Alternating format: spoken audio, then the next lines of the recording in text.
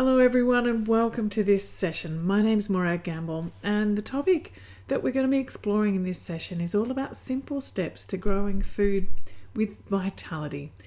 So I've been working in permaculture for as long as I can remember. It's something that I do in my everyday life. I teach permaculture on 6 continents. I've worked with permaculture teaching practical programs in 22 countries. I absolutely love this way of growing food that brings just beauty and vitality into your garden and into your life. So let's dive in. Firstly, I'd like to welcome you to this session and acknowledge the traditional custodians of the land on which I'm meeting with you today. I'm sitting here on the land of the Gubbi Gubbi people and I pay respects to the elders past, present and emerging. I live here within the eco-village of Crystal Waters, which is just outside of Mullaney. And this is a little bit of my garden. So I live in a solar-powered home. I'm actually seated right now in the little office you can see there, nestled in my garden, which is a solar-powered office, and collect my own water. I have things like compost toilets and herb teas come from the garden. So I'm trying to walk my talk, live a simple life, live a way of life that means that I can be sharing permaculture with the world and at the same time living that life. So I also spend a lot of time talking with lots of different mentors from all different cultures and backgrounds, and I particularly value spending time with local elders. And this is Wurrunga Dungi, who lives in and around these areas. Sometimes he's also mostly from down in northern New South Wales area. And one of the things that he told me was that he really sees that your garden, your landscape is your supermarket. And so really consider how we can integrate as many different things that we can into our landscape that edible and functional as part of our system that supports us. And so really that's about creating a cultivated ecology. So it's working with nature, living in a way of life that is supporting nature and allowing nature to support us back. So this session is all about my top tips for how to do that. I have 35 in all, so I'm going to race through this. Well, not race, but I'm going to go through this quite quickly because there's a lot of very simple tips that I'd like to share with you. And I think it just... if you know this, it's going to make your life so much easier. So the first thing is make sure to observe and plan first. One of the things that I find people often do when they want to start a garden is they go and buy the seedlings. And you really need to step back, think about, okay, where's the best spot for the garden? Am I going to get enough light? So trying to pick a spot that's not going to get wind blown, that's not going to get too overly sun, not too shady. Something like 4 to 6 hours of sunlight is fine in this area. And making sure that particularly if you're trying to grow a veggie garden, that you're not getting the wind whipping through, and see if you can protect it a bit from the afternoon sun. But one of the key things I think that's really important with this is that you make it nice and close, not stick it down the back. So this is my house here and I can walk straight off the deck into my veggie garden and just pick things. And, all the things that I need the most are the closest as well. So the salads and the teas and the herbs are right in where I need them. So observe and plan is absolutely the number one top tip. So first things first, we need to start with the soil. And this is absolutely the most important thing for helping to create vital food with vitality. If we have soil with vitality, we will have food with vitality. The plants will be healthy, they won't get as pest prone, they won't need to be watered as much, and they'll be far more nutrient dense than food that is grown in poor soil or chemically grown food as well. So this is absolutely central to having a really healthy garden and making it easy for yourself. Healthy soil holds more moisture. You don't need to water as much. Healthy soil that's in balance doesn't end up being so weedy. It's so much easier when you focus on the soil. So what are some of the tips for that? Well, mulching, getting your soil life happening, and just making sure that you're feeding it. So it's really about nurturing the soil life. So when you're feeding your garden, don't think about feeding the plants, think about feeding the soil and what does soil need to really thrive. And the other thing that we need to think about is that what's going on underneath the soil. Now, when I was going through school, what I was taught was, when you plant something in the ground, the roots go down and then, the photosynthesis happens, and that's kind of the whole thing, simply speaking. We had no idea about this, the mycelial network, the web of underground life that exists, that connects everything. And this is the foraging web of life. So these are like root extenders. This is the fungal filaments of the mycorrhizal fungi. And what we're wanting to do really in the soil is to feed this, because this is what goes down into the cellular level of the soil and extracts the nutrients and more moisture than roots could ever do. So what do you need to feed this? Well, it needs compost and organic matter, it needs mulch, and it needs moisture. And what are the key things that break these threads? Well, chopping them, chemicals, drying out. So really, it's quite simple. What we need to do is just think about feeding this. And, this is how it looks here. And it's basically, if we think about 85% of the plants in the world rely on this, then we need to be growing in ways that are actually supporting this beautiful connected network. Now, it's not just of one plant. These connect each of the plants in your garden. And what you notice too is that if one plant starts to get bug eaten, it will actually send out signals through these fungal filaments that send a message to the other plants. So what you might notice in your garden is that one plant might get bug eaten, but the others won't, because they've heard the message. So, leave that plant in the garden. It becomes sort of the sacrificial plant, and these other ones will thrive. So this connected network is such an important thing, very critical to having a healthy garden. So to feed it, you really need to have compost. And what I do is I make compost in all different ways. I make compost in bays in some spots. I get the chickens to help me make compost. And I have these simple bins that I just keep moving around the garden. Now, you might have heard about having a compost bin down in the back corner somewhere away, so it's not so smelly. Well, what I tend to do is actually get the bin, look in my garden and find where is the spot in my garden that's looking like it needs a bit of love. And then I go and put the bin there. And that's where I fill up the compost, a bit of food scraps, a bit of hay, a bit of leafy matter, food scraps, hay, ripped up paper, old bits of clothing that are cotton, can all go into there. Ripped up paper, everything. And then when it's full and it's broken down, I just lift off the bin, spread out the compost, mulch over the top and plant into that. And then the bin goes to the next spot.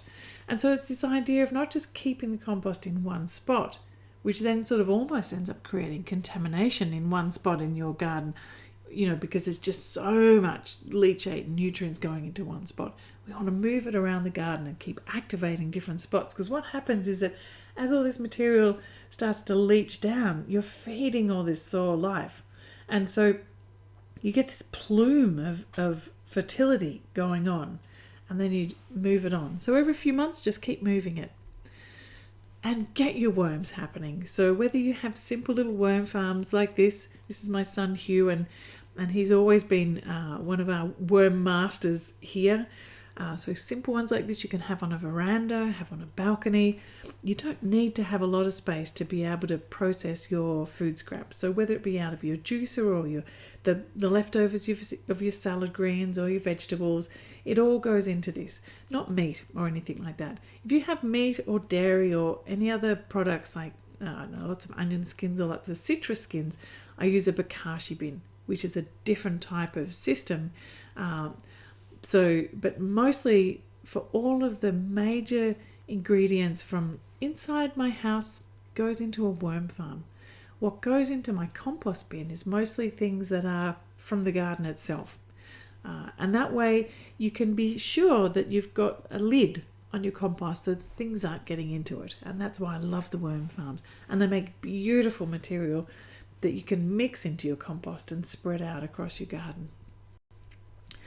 Now, I absolutely recommend no-dig gardening, and this is the type of gardening that is being talked to at a much larger scale in the regenerative agriculture movement about no-till methods. So this is about going, okay, I trust that nature knows how to create the soil structure the best. And it's about feeding the soil life, top dressing by putting compost on top, and encouraging the soil life to flourish in this space, and then to come up and bring those ingredients down into the soil and structure the way that it wants to. It's also the really important way, as I mentioned before, about not destroying all the mycelial networks and all the different structures that the soil life has created. So what I try and do in my garden is set up a garden in a no-dig way, and I'll share a link. I have a YouTube channel, and I've got a video there that shows you step by step how to create a no-dig garden. And then when I've finished a section, the salad greens are all finished, I won't clear the whole garden. I'll just fix up that little spot, top dress with a little bit more compost, put some more mulch down, and then plant into that. And I always make sure I've got perennial plants in and around so that on their roots, they're holding the kind of like the mycelial network that will kind of re-inhabit that space really rapidly. So it's never just like this slash and burn, sort of clear out the whole thing and start from scratch. It's this mosaic effect of a little bit here, a little bit here, and then the whole life continues to thrive and grow. And another really key thing about this process of having this mycelial web and this rich network is having big beds. We often make the mistakes of having a little bed, big path, little bed, big path, and it's separated. So that soil life cannot connect between the plants. What we want to do is to create really big beds. You can have little pathways going into them, but flip it so that you actually have more bed than path, and that the beds are as much as possible connected to one another. We don't necessarily need to get all the way around each bed. If we can get into the middle of it and then reach with our arms, across in a swinging way, and then you go to the next little keyhole bed and you sort of swing around and you get it. So it's sort of going into the middle and then reaching out rather than having to walk all the way around. So it's just flipping that model. I hope that made sense. Another really important part of really helping your soil is leaving the roots. Now, often when you've planted something, like a lettuce, for example, I see often when people, when it's growing, they'll just pull it. What I encourage you to do is when you're growing a lettuce, to choose lettuces that are open-hearted. So you're just getting a leaf here, a leaf there, and you're always leaving the roots in the ground, and they can go deeper. They're connecting in with that mycelial network, and you're just taking leaf for leaf, and that lettuce will last for ages. When the lettuce kind of finally goes to seed, you might want to let a number of them go up to seed. They'll be providing, pollinator food. You get seeds for next season. If you allow them to seed in your garden, you'll get lettuces popping up next year, which is fantastic. You get lettuce without even trying. But the key thing about that too is when it's finished, don't then just pull the whole thing out. Snip it off. Let the roots stay in the ground, because they help to add the structure, and they add organic matter, and as they break down, they're creating channels for moisture, and they're food for the soil life. So this is a really important part. And often too, what I do is, say when the pumpkins are finished, I might plug in some corn, and then when the corn's finished and I knock that down, I'll plug in some beans, and it's just this constant building up. Our normal industrial agricultural system depletes soil. This way of gardening and growing food replenishes soil and does it rapidly. A key other point about building up soil and our regenerative approach is about rehydrating the landscape. So what you're doing by adding lots of organic matter into the soil, doing this no-dig method, building up the soil life, is actually creating a soil that is like a sponge.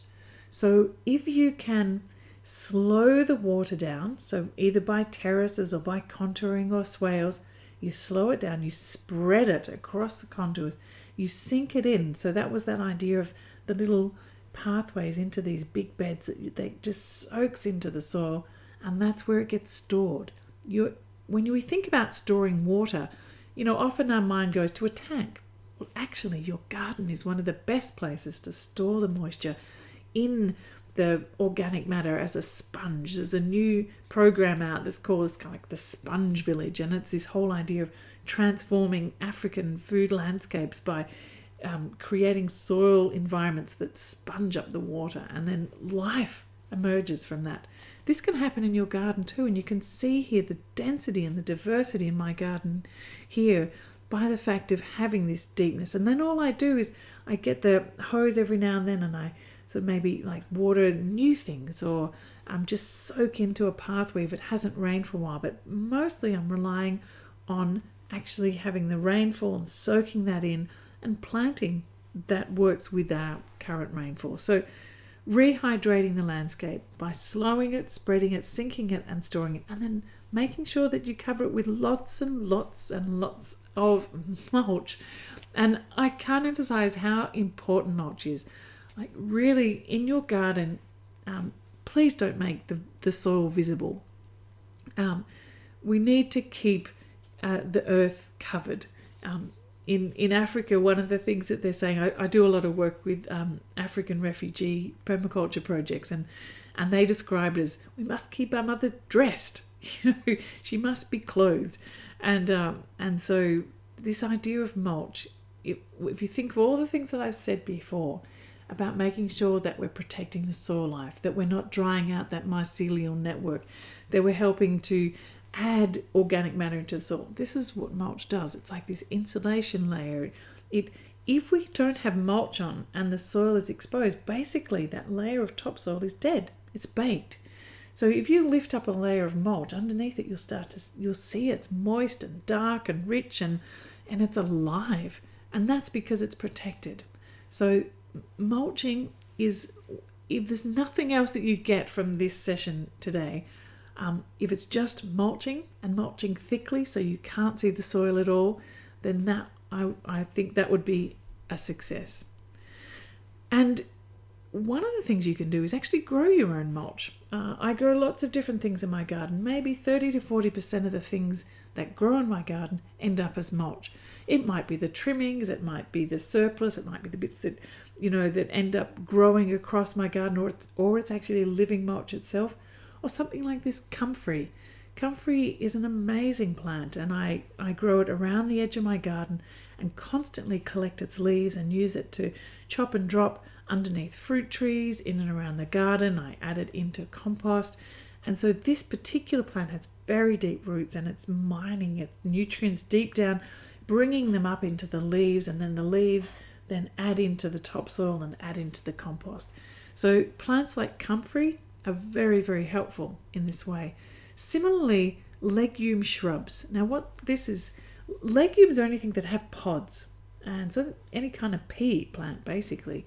But there's a few ones that I find very useful, particularly in the subtropics where I live. It's called pigeon pea. This is one of the main ones that I use. And so you can see the pod there and the pea-type flower, very distinctive pea-type flower. These particular plants have been used for well over 3,000 years in places like India as a dal. So they're edible. Once they're dry, you can shell them all and collect them and use them to make your own dal. And then you could sprout them and have sprouted beans, or when they're young, you can also collect them and eat them like that. But one of the main reasons I grow this is because it grows up and it creates this nice little shaded canopy over some delicate plants, so I can get this layered effect. But it also has lovely soft leaves that I can use as mulch. I just keep taking the leaves off and dropping it around. One of the key things about a legume is that it actually helps to fix nitrogen from the atmosphere and puts it into its roots. And if you dig up the roots, you'll find these little pink nodules on it. And what that means is it's fixing nitrogen. And when the plant finally dies back after a few years, this is like a short-lived shrub, about 4 or 5 years, that will be like a slow-release fertilizer in the soil. So again, leave the roots and it will just release that back into the soil. So these kind of plants are just absolutely so helpful. They could help you being like a windbreak, or it could be part of a living fence, or you integrate it in a way that makes sense to you as well. I often plant them around young fruit trees that help to give a bit of protection for the fruit trees while they're getting established. There's nothing harder for a young fruit tree to stuck out in the middle of a paddock trying to fare for itself. It's, if you think about a young person, they need protection and they need nurturing. So do the plants. So this is what we also call a pioneer plant, one of the those nurturing plants in our garden. And think about how many different ways you can use so many plants. So this is actually canna, edible canna, or Queensland arrowroot. And plants like these are one of the first sort of plants I grow when I'm trying to get a garden started. Because one, they have these massive great leaves which make beautiful mulch. They grow up rapidly, meaning I've got lots of organic matter to chop and drop into the soil, to add into compost, to put into no-dig gardens. And they very rapidly grow these. These are kind of like my subtropical potatoes. So I just snap off the bit that's got the little shoot out, and that I just cook it up like I would a potato. So I have in my garden, and you can see that they just grow on the top, so I don't actually need to dig and disturb the soil to get them. And I just keep taking those off, and that manages that clump. So multifunctional plants like this are hugely helpful. It's like the pigeon pea. It can be a windbreak, it's mulch, it's compost, it's food. The chickens really like it. So if you have chickens, you can take the leaves and toss them into the chicken pen. They'll pick the leaves, but also what happens is as these leaves start to break down in the chicken pen, you get all these little insects coming up to break down the leaves in the chicken pen. And then chickens aren't vegetarian, they love insects, and then they get extra food. So it's about trying to create these system, and some simple plants like comfrey, pigeon pea, edible canna are just so very helpful in this.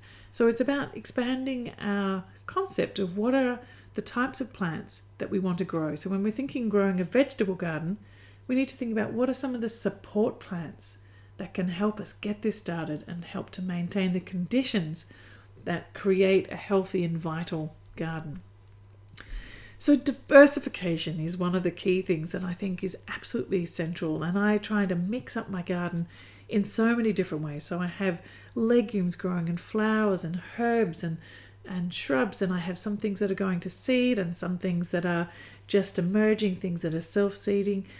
This one in the middle here, that's the spring onion looking one, this is actually a perennial Welsh onion.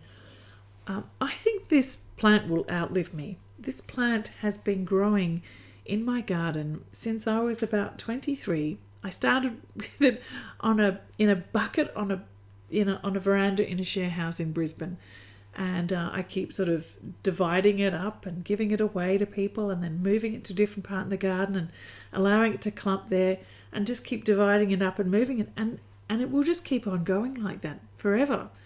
These kind of plants that I include in these sorts of permaculture gardens are so easy to grow. The one behind me there is it's fava greens or broad beans. So fava greens gives another indicator. Often when we think about plants, we think about eating the one part. So broad beans, we're waiting for the lovely broad beans. But I wonder if you knew that the flowers are also beautifully edible, and the greens as well. So while you're waiting for all those beans to form, which disappointingly here in the subtropics is less than if you're somewhere south where it's cooler. So actually harvesting both the leaves and the flowers and the beans gives you more benefit from this. And then there's the sort of the leafy greens that are coming up, and the kales, and you can see little purple flowers up in the back corner. Well, that's a society garlic, and you can eat the strappy leaves, which are a garlic alternative. Well, the flowers actually have even more garlic oil in them. So I make pestos out of those. So even just in this little spot, there's so much going on. And the calendula flowers there, I'll dry the flowers and soak them in some oil and make calendula oil, which is a fantastic skin oil.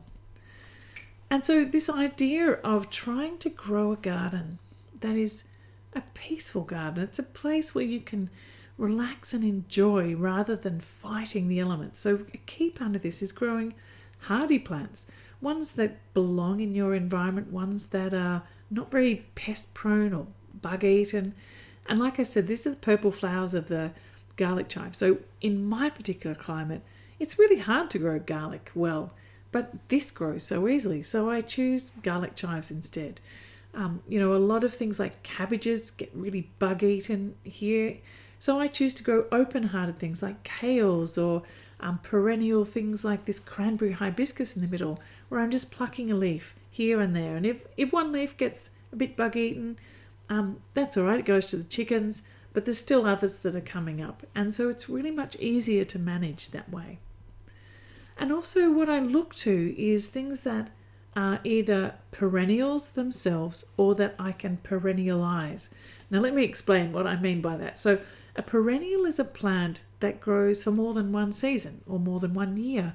This picture in the middle is Brazilian spinach. This Brazilian spinach grows for years and years and years. It might get a bit sort of less in the winter, but when it starts to get warm again, out it pops. And this is what I use as a spinach alternative. So I don't need to grow spinach every year. It just grows, and all I need to do is manage its abundance by trimming it. Things like the kale here, it may be an annual, but what I notice is it grows for many years, and as it grows up to more like a kale tree, little shoots start to come out the side. What I do is I snip them off, and I actually take those and plant them somewhere else. The mother kale keeps growing, and I get little ones that I can take off and move elsewhere.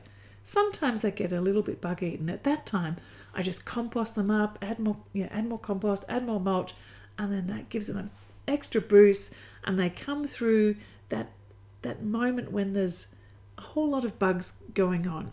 Often we get stuck in the idea of like, oh, I've got to do something about those bugs. They're momentarily there. And if you sort of sit back, take a breath, relax, have a look at it and notice what goes on, you'll notice that it will be a flush and then it will go, and hopefully that plant will come back. And what I also notice is the more that you create habitat for predators of those pests, you get less and less. So the more I have these kind of shrubby type environments around my garden, they're places where little birds can hide, and I watch as these like grey shrike thrushes climb up the kale stalk and pick off little pests off it. And so creating habitats that are conducive to your helpers. What things eat bugs? Well, frogs and lizards and little birds, the little insectivorous birds. So if you can create an environment that's good for them, then they're going to be your best helpers. So some other things you can think about with perennializing is having things like aloe veras and herbs and shrubs and trees all mixed together in your garden. And then you create this beautiful, what I call forage garden. It's just, there's something to eat every single moment. And it's also a little bit of a shift in thinking too, of thinking, instead of just the garden being vegetables and this flat one-dimensional thing, all of a sudden you have these multiple dimensions and layers. And I have started growing trees in my vegetable garden. So it could be little mulberry trees or lemon myrtle trees or little fruit trees. And in amongst them, at different seasonal times, I also have, the vegetables growing there too. Rather than going, okay, well, the orchard trees are over there in the middle of the paddock and the veggies are here, putting them together. And it actually does work. And what I find too is that you start to think differently about your trees. So for example, mulberry. I wonder if you know that mulberry leaf is used as a tea. And actually when it's really young, you can chop it up and use it as a vegetable too. Now I'm very keen on the whole idea of having seasonal food, of course, but also self-seeding. And what I've noticed over the years of gardening is that I watch for what's self-seeding at the moment.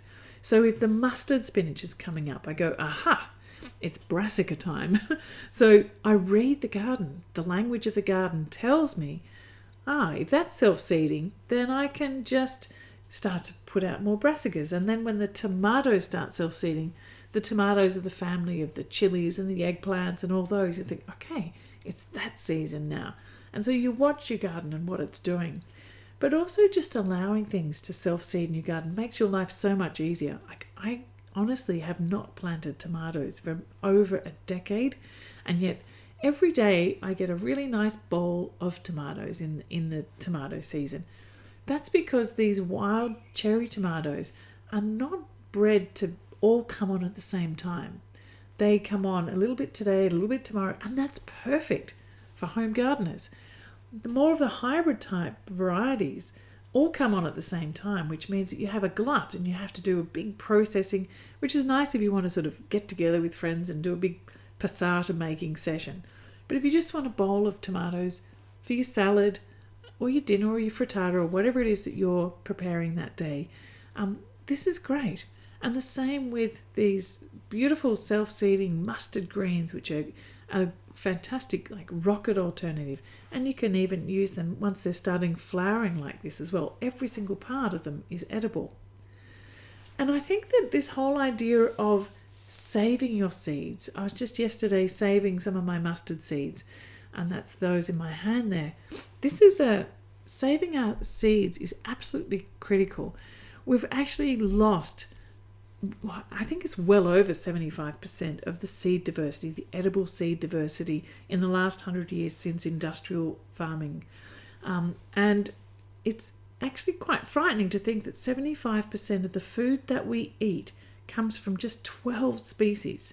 If you walk through any supermarket and just look, it'll be mostly, wheat and rice and corn and sugar, and there's, you have a look and you'll see that there's mostly just one or, 3 varieties, or perhaps, so what are those? Rice, corn and wheat are the 3 most popular foods that we consume. No wonder we're not feeling so well.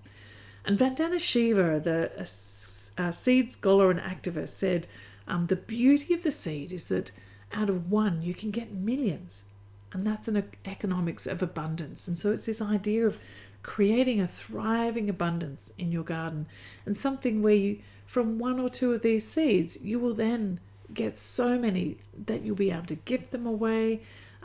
With these mustard seeds, I'm allowing some to go back into the garden. I'll be sharing them to as many people as I can. I'm making my own seeded mustard. My dinner tonight, I'd sprinkled them on, and it just has a beautiful flavour. So what a beautiful thing to be able to grow so much abundance. And you think the mustard spinach comes up, you eat the leaves, and then you can eat the flowers, and then you can eat the seed pods and the seeds as well.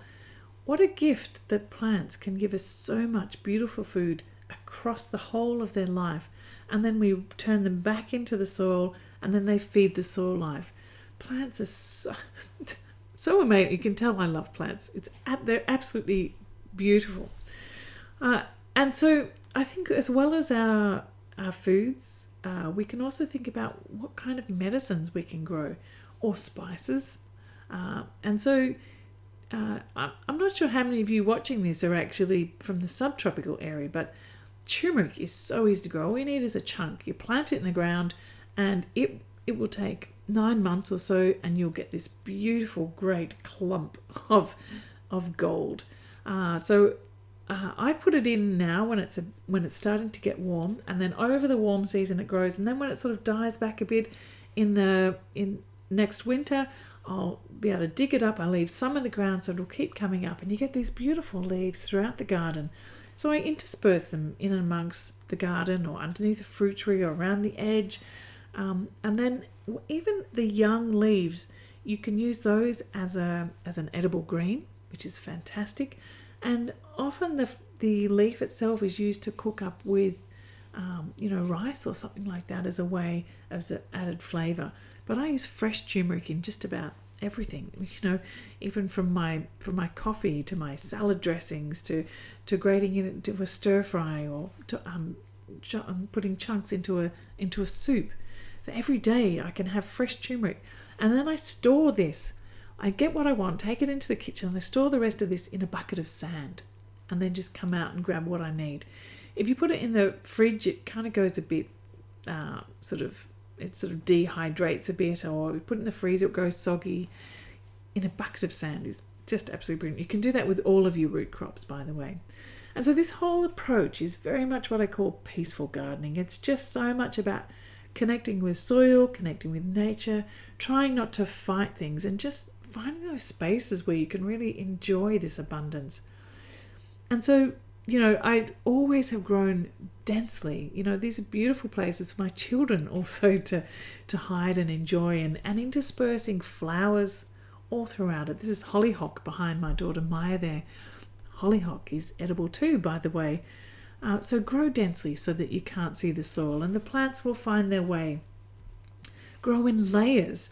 So we have the root layer, we have the ground cover layer, we have the herbaceous layer, there's the small shrubs, there's the larger trees, and then there might be vines going up those, and maybe you've got like the mushroom layer underneath, or even a pond somewhere with some water plants. And so there's many different layers that you possibly can add into your garden.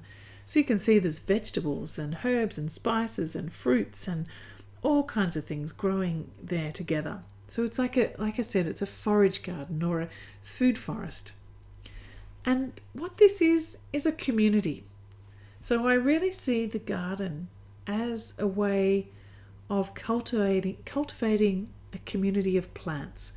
And the plants themselves over time, as you step back as being a controller in your garden to being a nurturer of this community, you'll notice how those relationships form. And it's just really about, putting on your observation glasses and watching and sort of stepping back, and rather than trying to interfere, to really see, it sounds a little bit woo-woo, but I've kind of got to the point where I see myself as the gardening, like I'm just one of the species within this beautiful garden landscape. And, I'm there.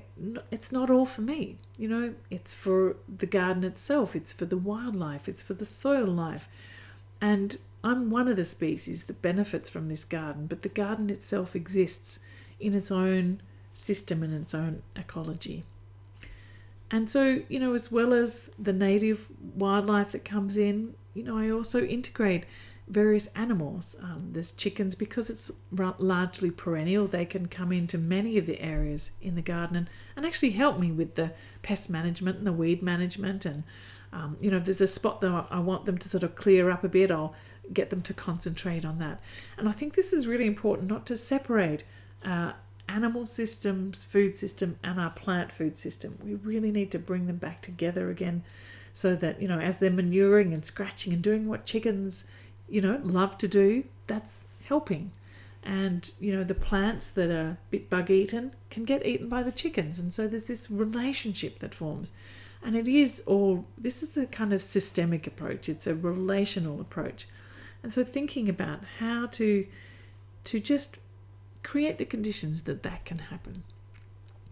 And a really other important part of this philosophy of gardening, I suppose, is to think about that you're gardening for nature.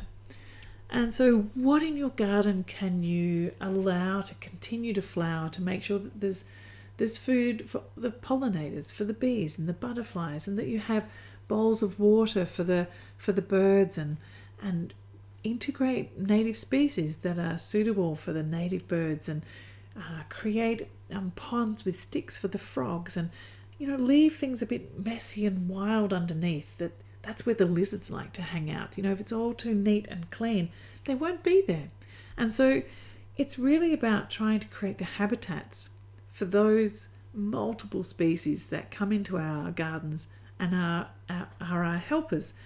And also this is part of thinking about our ecological footprint on the planet.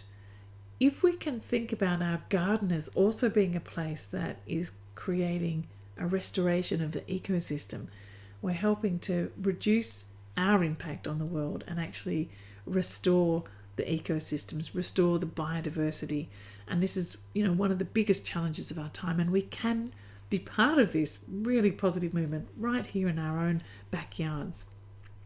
And we can also work with our wildlife. So I don't know what you deal with in your garden, but I have kangaroos and wallabies and bandicoots and brush turkeys and all sorts of things. And I've come to create this beautiful relationship with many of them. So the kangaroos, I've designed my garden in a way where it flows around and they just kind of eat the grass for me. The wallabies come in and they just kind of trim the sweet potatoes off the side of the terraces, and I've designed in a way so that the brush turkeys kind of find their way around but can't scratch the whole garden up. And so it's about that, what I said before about a peaceful garden. How can we find ways to work with the species that want to co-inhabit with us and to feel the joy of having a daily relationship with these multiple species? Like there's something about, I'm just going to tell you a little story here, because there's something about living in a place where you can share your garden with so many species. Many of the kangaroos that are in my garden have been there for a long time. And there was, when my youngest was little, I would carry them all around in the slings. And I remember at one point this kangaroo was kind of looking up at me, sort of with this baby in the sling. And then she just kind of like relaxed her pouch and showed me her Joey that was in her pouch. And I looked at her and I said, oh, she's so beautiful. And then I just kind of like showed her my little Joey. And it was just this amazing little moment of this cross-species communication. And they're wild. I don't feed them, but they are part of kind of my family, and maybe they see me as part of their family. I don't know. I absolutely love being amidst this wonderful wildlife habitat. And so I also particularly grow for pollinators. So I grow for nature, I grow for wildlife, I grow for pollinators, and I make sure that I always have something flowering in the garden. And that doesn't mean planting flowers. It's, it means planting native trees that will be flowering at different times of the year, or allowing your vegetables, like at least 5% of your vegetables, to go to seed and flower. And, actually pretty much every single vegetable flower is edible as well. And so you can be eating these flowers, and the bees will come in, and I notice native bees coming in too. So making sure that you have flowers all the time is one of the best bets for doing that.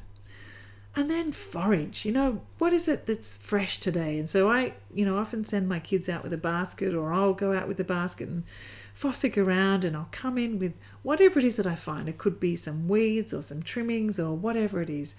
Behind me there's like a bunch of lemon myrtle to make some teas, and so there could be some pumpkin soup or frittata. There's eggs from the chickens, and it changes from day to day. And greens are greens. It doesn't have to be a spinach or a silver beet.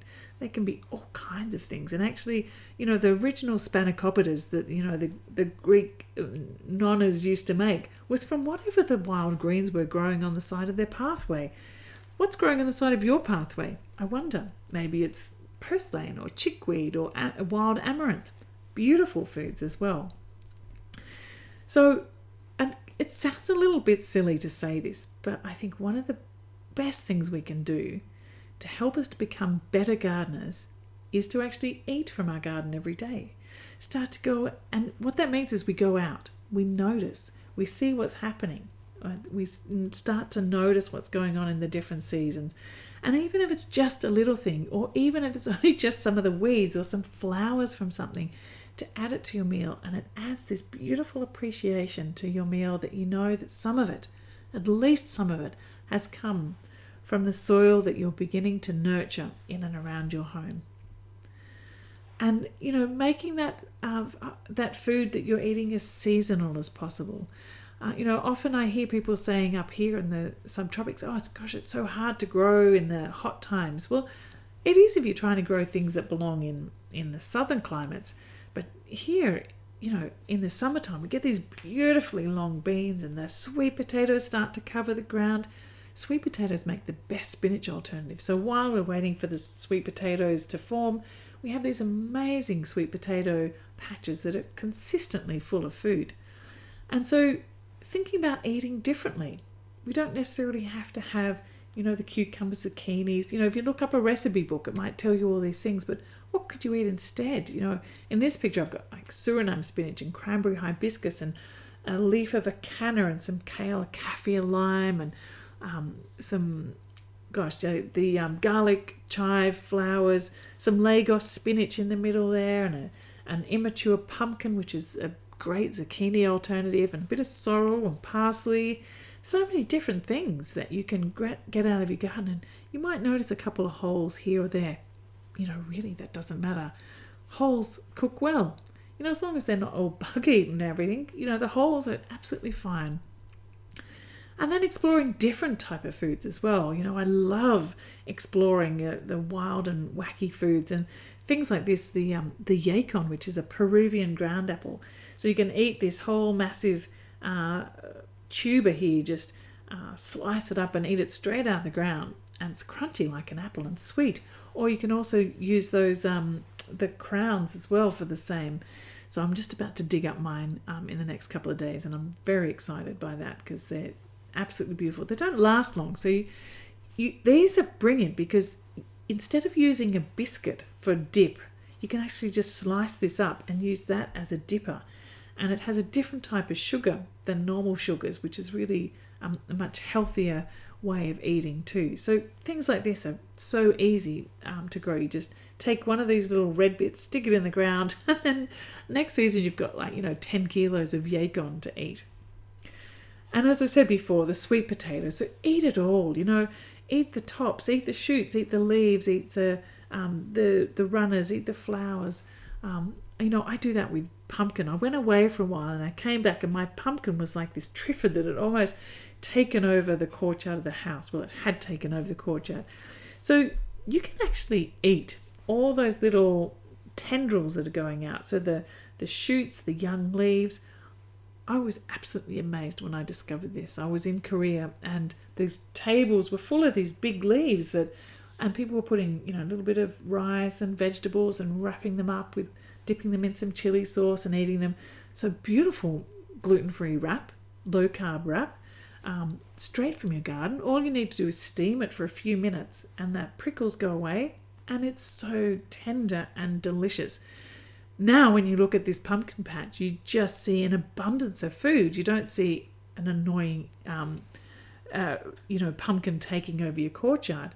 So what I do when something like this happens, I trim it back. I eat as much as I can. I feed some to the chickens. Some goes to the compost.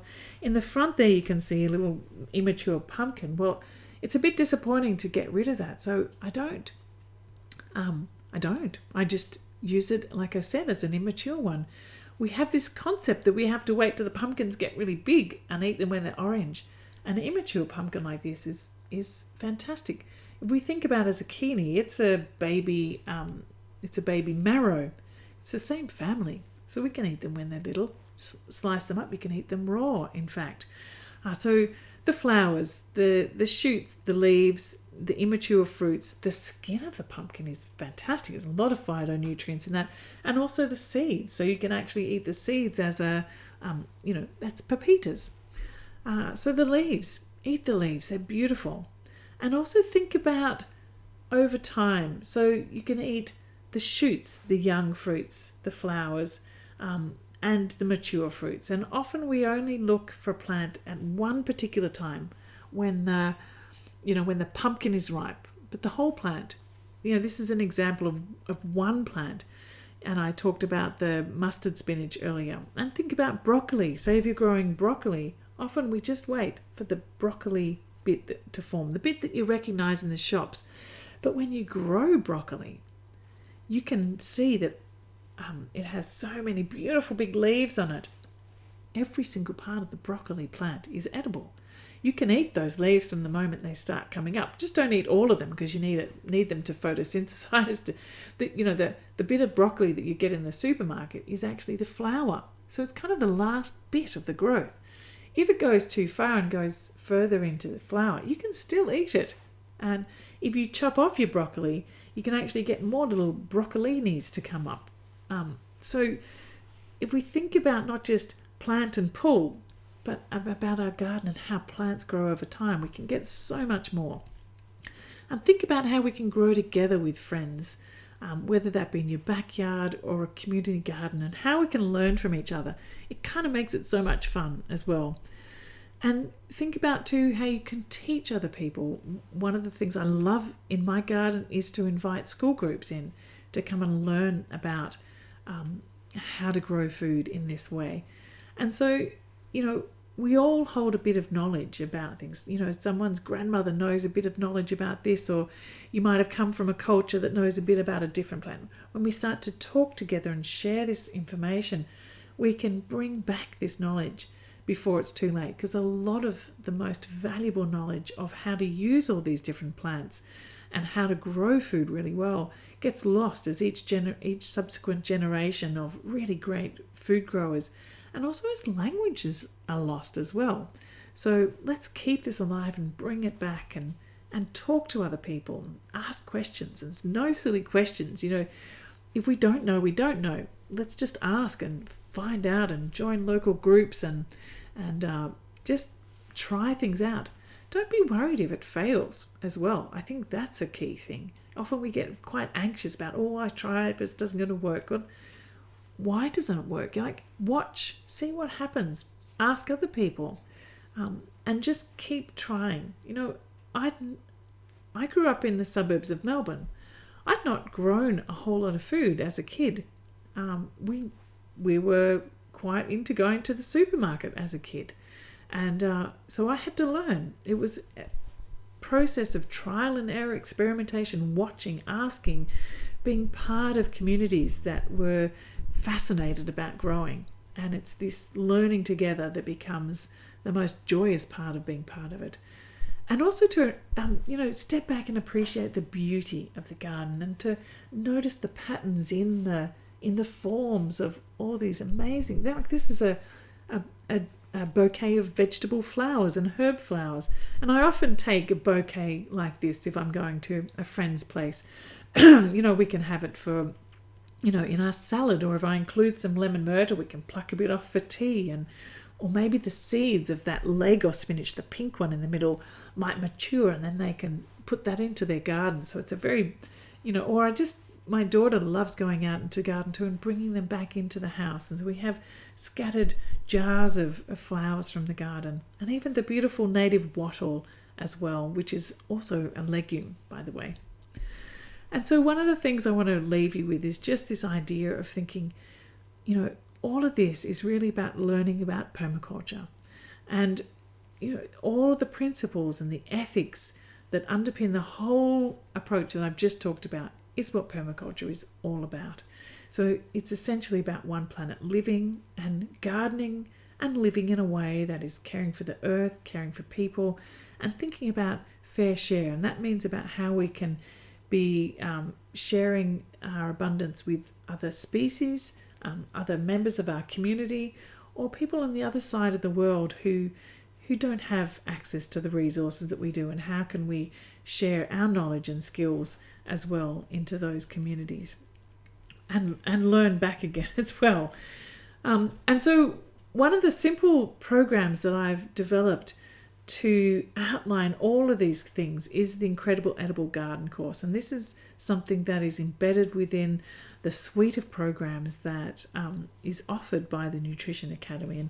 And these are all the different modules that are in that course.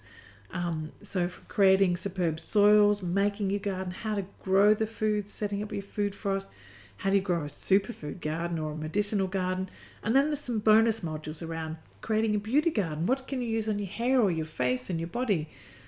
Growing a tea garden. What are all the different things that you can use to grow beautiful teas right there in your own space?